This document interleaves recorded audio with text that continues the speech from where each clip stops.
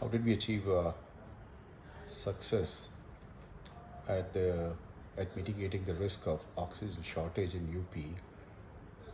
This entire talk is to kind of give you a good view into what all major steps or policy or strategic decisions that enabled this entire operation and what made it successful. First of all, the credit goes to the entire leadership team, political and executive leadership team at UP that decided to pull together a sort of a central command center and look at ways to manage this entire oxygen shortfall crisis at a holistic level. When we got invited to the party, I should say, was on 21st morning, the very first day this command center was set up under the leadership of Avanish Avasthi, ACS Home, UP, Dinesh Tiwari, Assistant Commissioner FSDA, AK Jain, Commissioner FSDA, a lot of their team members, BD Paulson, and we from Roddick team got invited because we brought something unique to the table, I should say, which was how do you use technology a lot more effectively in these sort of crisis management. There are 4, 5, 6 major areas that worked very well. One is, let me start with this leadership first. The role of leadership in crisis, how important it is, and if it's orchestrated well from well-intentioned, well-meaning leaders, and how it can, transform the crisis into an opportunity. And why it's an opportunity, I'll come to it later. But in such moments, what you absolutely need is decisive leadership, and that was amply, demonstrated by Shri Avanish Avasthi here. Another key attribute that I saw in him, as well as and I think it's a case study in crisis management, is a quick and fast decision making. Not to linger around for too long, because in this case, time was our enemy and not anything else. Of course, it is COVID who was leveraging time to kill humanity. So time was our enemy, and quick and fast and nimble decision-making capability was critical to be able to move ahead. He was extremely supportive of the team members. Team members were willing to work with him for long hours because he himself was leading from the front. So in crisis, a leader has to lead from the front. Another key lesson I learned. And of course, I've been practicing it, but it was good to see another leader who was driving the same way. So the next point was putting the right people in the right chair. So when you are putting together a key team of people who are going to advise you and help you to solve a problem, you want to make sure that you have the right person in the right chair, and he's able to give the advice based on his domain expertise. And then if you have faith and trust in them, that it becomes very easy for the overall leader to make a decision. Next point was recognizing the value of each member in the team, and not to overstretch it or not to underplay it. How do you optimally use the talent of each member? Clear and precise communication, that was another hallmark I saw. Very crisp, very precise, unambiguous, uncluttered, taking the confusion out, brilliant at it. Speed and scale was another thing that we needed urgently, and scaling the operations as well as our thinking, and then speeding up our thinking as well as speeding up the operation. They're both interlinked. How you deal with it mentally manifests itself in physical parlance. Precise delegation of roles and responsibility within the team, that whoever is expert at what, you let them do their function. When they come back with a certain input or advice, then you make a quick decision on it. Another very, I should say, paramount sort of an attribute is a clear mission objectives. What is the mission that you have huddled together in that command room has to be absolutely clear, and it was very clear, the way it was set up here in UP. There was no mission creep at all, and I think it worked out very well. The last point, he was very empathetic, So all of us are humans, all of us will go through emotions up and down, but as a leader, you should be able to manage your own emotions as well as the others, and be sort of, compassionate. Because under pressure, a lot of things happen, a lot of people act and react in a certain way, and to be able to bring harmony was brilliant. Now let me sort of get into, you know, how we solved the problem collectively. So I'm not going to give credit to one or the other, but these were collective ideas that came from everyone, and the leadership was able to pull the trigger at the right time on all these interventions and solve it. So first thing was, we understood the scope and magnitude of the issue, so critical. We understood what the constraints are. We understood collectively as a leadership team what supply is available to whom, in terms of oxygen, what is the production, what is the allocation, where the demand is. And once that clarity dawned in, then the next logical step was, how do you make sure that you cut down the time between the production and the consumption, which is a supply and demand optimization.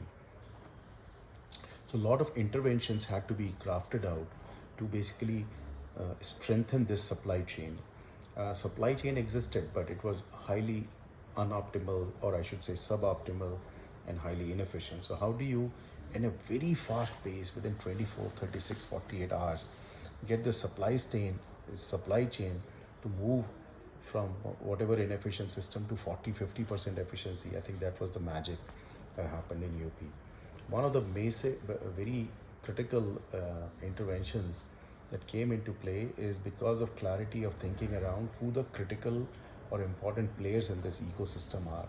So tankers and trucks that are plowing the oxygen from plants to the hospitals, the drivers, the tanker owners were the most important element to, because these were the assets that were moving the oxygen from point A to point B. Understanding of that gave us, what is the first intervention? Everybody works for money. Everybody has a risk in operation, as whether I'm going to make money or lose money. One of the brilliant intervention was that government of UP, under the leadership of Avanish Avasthi and Dinesh Tiwari and all, would very quickly make advance payments to these tanker operators, drivers, as well as the gas manufacturers. So what that did was, it mitigated their risk or uncertainty around the payments and the risk around the finance. So it brought financial stability to the ecosystem, or financial assurance, very, very critical. The second part was the trucks, tankers, and drivers were the key components in the supply chain, and they were treated as such. And what I mean by that is, the green corridors were created, which is like police escort, giving drivers a clear road so that drivers have less risk of navigating through the heavy traffic. The speed increases, and there is a certain assurance on drivers that the police is protecting them and police is protecting the tankers, because it can happen in such scenarios that people start to attack and steal, or at least think they can steal the oxygen. So it took care of that part. Drivers were provided extra drivers per tanker so they can relax, and they don't have to be just driving 24 hours and taking the risk of life as well as the tanker. So that went down because of it. We use the principle of anti-fragility. That means that yes, you are weak, but you are going to put on the muscles that's going to strengthen the ecosystem rather than weaken it or put stress on it. We definitely use the design thinking, and what I mean by that is that we put together a technology-driven dashboard in which the GPS devices, the smartphones were used to be able to track where the tankers are. Because the first call of duty is, in design thinking, you say where my assets are. Once the transparency kicks in, visibility happens, then you're able to manage your assets a lot more effectively. Another principle we used is baby stepping to perfection. So rather than hoping that we will first take 2 weeks to design a perfect solution and then put it in the field, we very quickly deployed the solution within 24 hours and then continued to refine it and sort of perfect it. But at least the productivity, the levers were available to us within 24 hours. And we started to see the effect of it. That no, you don't have the perfect system, but whatever you have is better than not having anything. And when I mean by visibility and dashboards and deploying the technology solution as quickly as possible, what it provided is, it's almost like a battalion commander who's manning a post on the front. And unless and until he knows where his assets are, how is he able to going to manage the firepower? So it was a similar analogy we used here, that but the Avasthi sir and team, they were the commanders, and they had to know where their assets are. And the most important asset in this whole thing was the trucks and the tankers. So once we GPI'd them and put the smartphones and quickly, the UP is the size of Pakistan. So there's a massive territory. In this territory, to locate 38, 40, 50 tankers and put that all without stopping them was a massive and Herculean effort that Roddick's team did brilliantly. Young boys riding the cars in Jharkhand and Bihar and Western UP and all to track these tankers, put the cell phones and devices in them, was just an outstanding effort. And what that did was that provided the commander, Avnish Avasthi and team, the visibility into their assets so they can direct them to the right place at the right time. Be it asking them to speed up to go to the, O2 producing plant, or redirecting them to the city where the oxygen is needed. And another, some of these interventions very human centric, what I call soft interventions. We looked at the incentives of everyone. We addressed it with drivers. We treated them very in a dignified manner, made sure that they are safe, they are protected, their health, their food, their water, everything is taken care of. Hospitals, the DMs and SPs in each district, they were literally the clients, so we had to hear the voice of the customer based on what data we were in the command center was coming from all these districts. They could do the needful in terms of supplying the oxygen as optimally as possible to all. In the early stages, the idea was not to let any district go dry, and eventually, as we get better at moving oxygen or O2 supply faster from plants to the district, start to create buffers as well in each district. So the red goes to orange, orange goes to yellow, and yellow goes to green. And I think it was very important to hear from the ground, hear from the SPs, hear from the DMs, and the appropriate nodal officers and whatnot, to what were they telling us, how the pandemic is spreading, or how deep it is, what's their requirement going to be able to manage all that. I think that was done brilliantly.